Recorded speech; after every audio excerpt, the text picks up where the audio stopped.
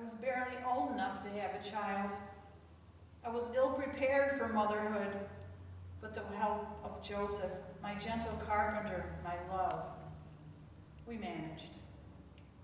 People called my pregnancy ill-fated, and Joseph and me, well, ill-matched. But we knew different. We knew. This child, our gift from God, because my gift to the world. And where did it end?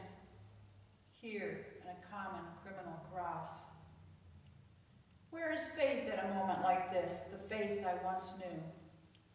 The faith I once relied on. In a God that I could understand. Is there still faith in me? Where is God in all of this? Somehow God is changing, and as I look up, I wonder, do I really know who that man was?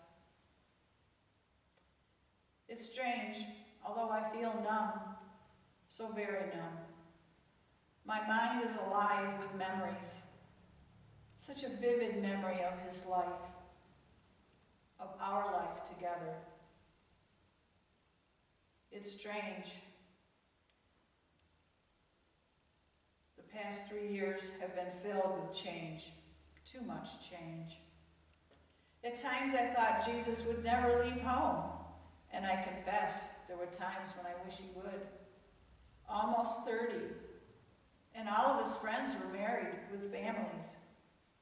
Oh, how I wanted him to have a wife. But his heart and his head seemed to be in other places. He always loved the Torah.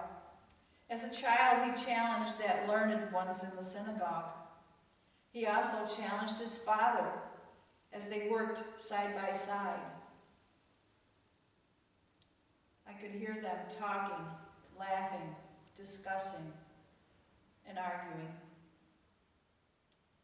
He talked about his calling, a calling to change the world, to challenge the laws as we knew them. He sometimes frightened me, but Joseph would comfort me.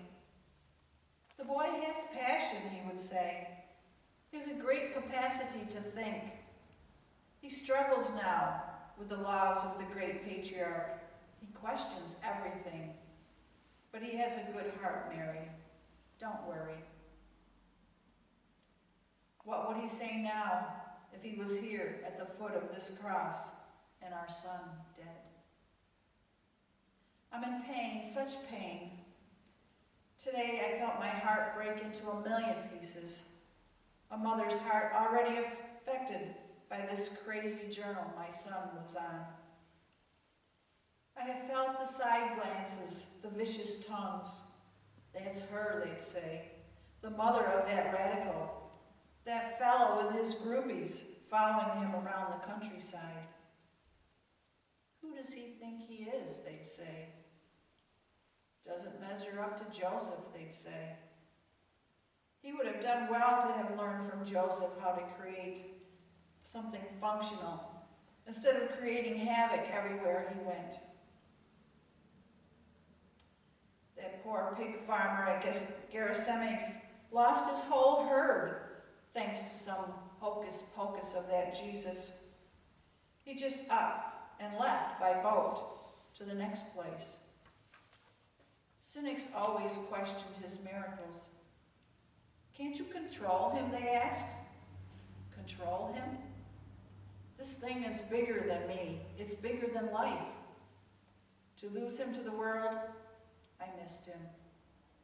I never felt rejected by him when we tried to visit him that day in Galilee.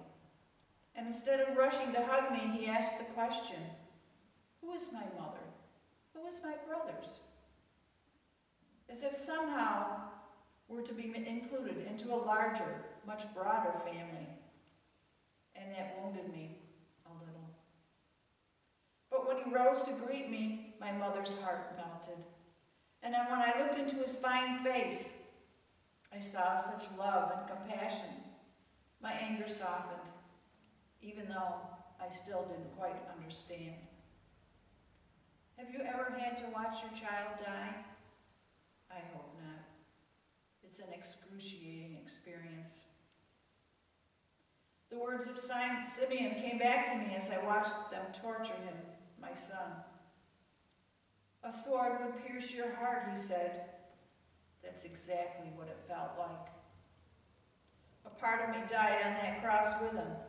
It was the craziest thing. He came to reach them. He was God's messenger, and they crucified him. I know now why. It was the only way to satisfy God's justice. It was the only way to pay the price for my sinfulness and yours. Oh, I know now, but I didn't then. Up until the end, I thought something would spare him. The angel told me that nothing was impossible with God. I wanted to see what God would do. At the foot of this cross, I bled with him. I experienced the drive of each nail. I felt his humiliation, my mouth dry, as each muscle in my body tore like his. My knees buckled as they broke the bones of the two thieves beside him. I almost cried out, don't touch my son. In my anger and confusion, I almost asked God at that moment for a miracle. A miracle in this darkness?